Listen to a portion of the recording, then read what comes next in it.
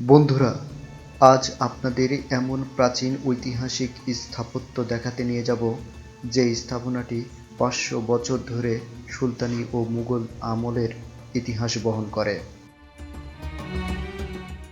হ্যাঁ বন্ধুরা, আজ আমি যাচ্ছি ঐতিহাসিক বাঘা শাহী মসজিদ।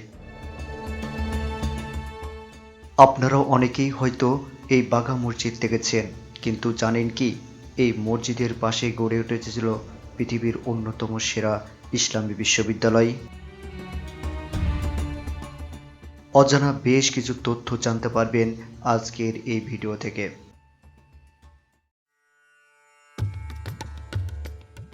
বাঘা মসজিদ রাজশাহী জেলা সদর হতে প্রায় ৪১ কিলোমিটার দক্ষিণ পূর্বে বাঘা উপজেলা অবস্থিত একটি ঐতিহাসিক শাহী মসজিদ।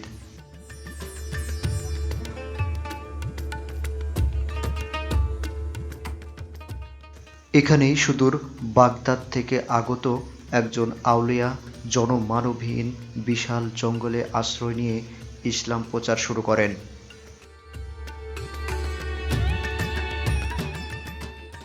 পরবর্তীতে এখানেই ইসলাম প্রচারের মাধ্যমে জনবসতি গড়ে তোলেন।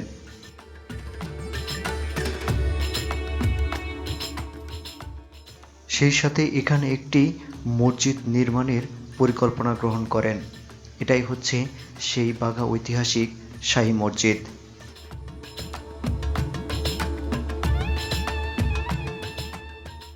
সুলতান নাসিরউদ্দিন নুসরাত শাহ ১৫২৩ খ্রিস্টাব্দে মসজিদটি প্রতিষ্ঠা করেন।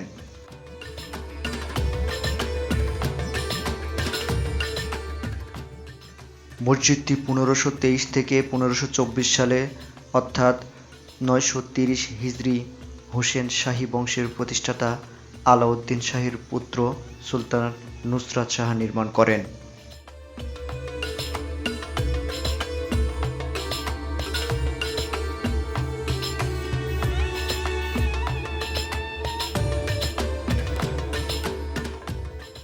পরবর্তীতে বিভিন্ন সময় এই মসজিদের সংস্কার করা হয় এবং মসজিদের গম্বুজগুলো ভেঙে গেলে ধ্বংসপ্রাপ্ত মসজিদের নতুন করে ছাদ দেওয়া হয় ১৮৯৭ সালে।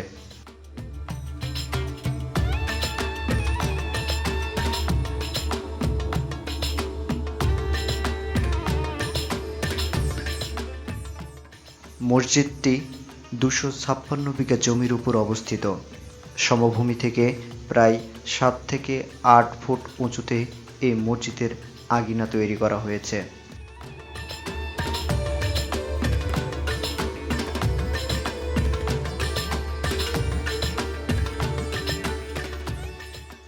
উত্তর পাশের ফটকের উপরেই স্তম্ভ ও কারুকাজ প্রায় ধ্বংসপ্রাপ্ত হয়েছে।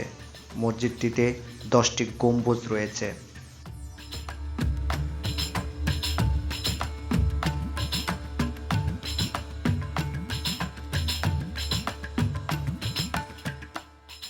মসজিদটির দৈর্ঘ্য ৭৫ ফুট, প্রস্থ ৪২ ফুট, উচ্চতা ২৪ ফুট ৬ ইঞ্চি, দেওয়ালের চওড়া ৮ ফুট, গম্বুজের ব্যাস ৪২ ফুট, উচ্চতা ১২ ফুট।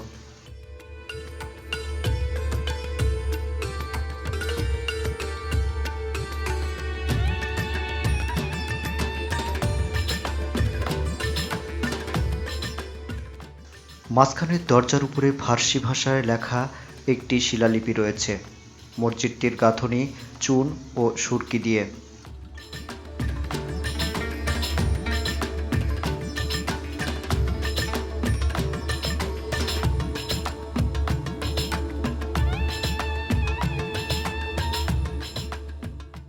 ভিতরে রয়েছে ৬টি স্তম্ভ, ৪টি মেহরাব রয়েছে যা অত্যন্ত কারুকার্যপূর্ণ।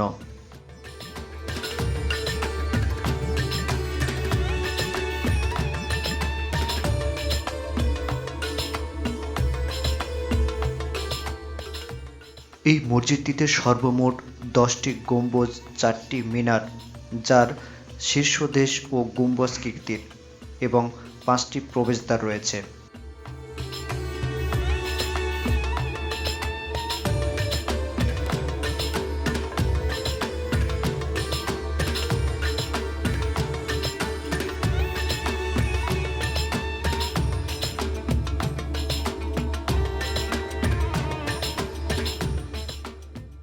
মসজিদটির চৌচালা গম্বুজের ব্যাস 20 ফুট, উচ্চতা প্রায় 30 ফুট।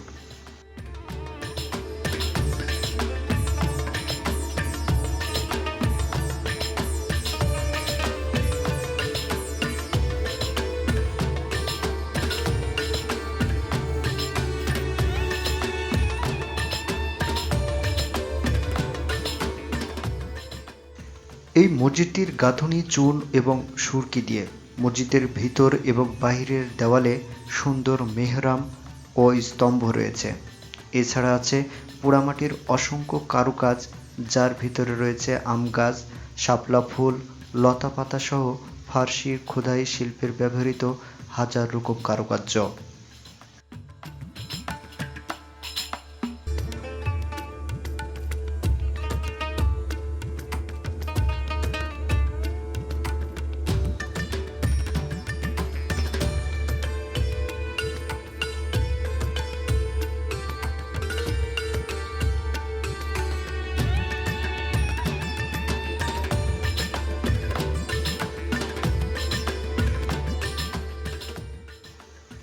এই মসজিদটির চারিদিক হতে প্রাচীর দিয়ে ঘেরা এবং প্রাচীরের দুই দিক দুইটি প্রবেশদ্বার রয়েছে।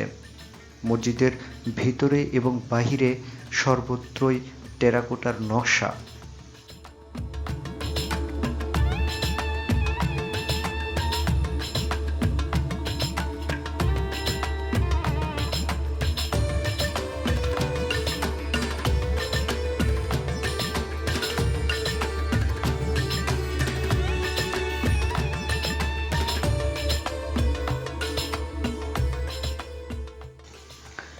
ভিতরে দৃষ্টিনন্দন 4টি মেহরাব রয়েছে, তার মধ্যে একটি প্রধান মেহরাব। এই দৃষ্টিনন্দন মেহরাবগুলো মসজিদের ভিতরে সবার নজর কাড়ে।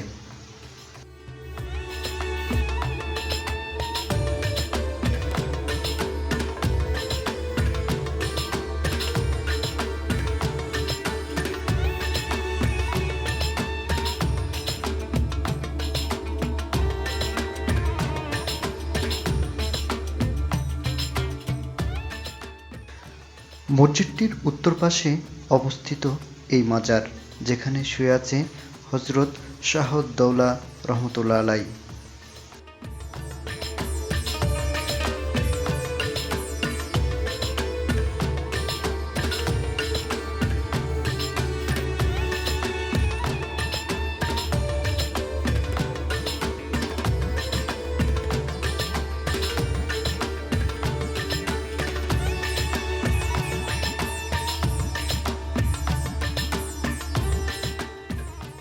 হযরত শাহ-উদ-দৌলার মাজারের ভিতরে বেশ কিছু কবর রয়েছে। তার মাজারের সাথেই এগুলো কবর দেওয়া হয়। ধরা যায় এগুলো তার সফর সঙ্গী হিসেবেই বিবেচনা করা যায়।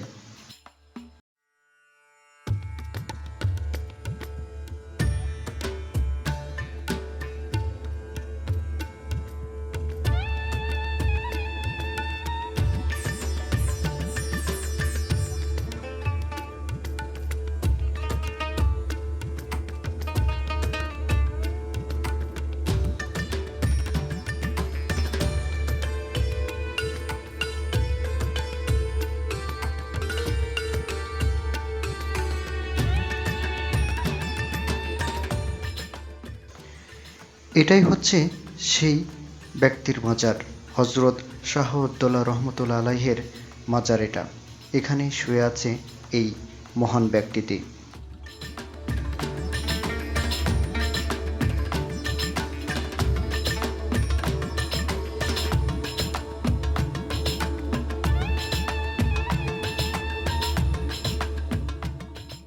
বাংলার স্বাধীন সুলতান আলাউদ্দিন হুসাইন শাহর পুত্র নাসিরউদ্দিন নুসরত শাহ জনকল্যাণের স্বার্থে মসজিদের সামনে একটি দিঘি খনন করেন।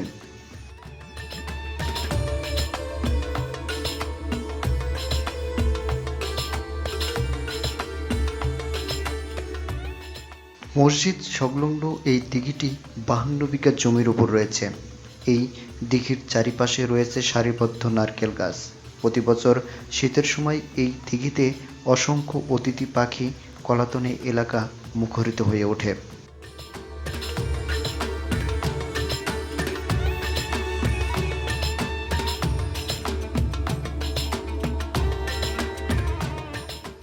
প্রতিদিন বিভিন্ন এলাকা থেকে দর্শনার্থীদের ভিড় থাকলেও বিশেষ করে শুক্রবারের দিন বিভিন্ন এলাকা থেকে এখানে সিন্নি দেওয়ার উদ্দেশ্যে লোক আসে।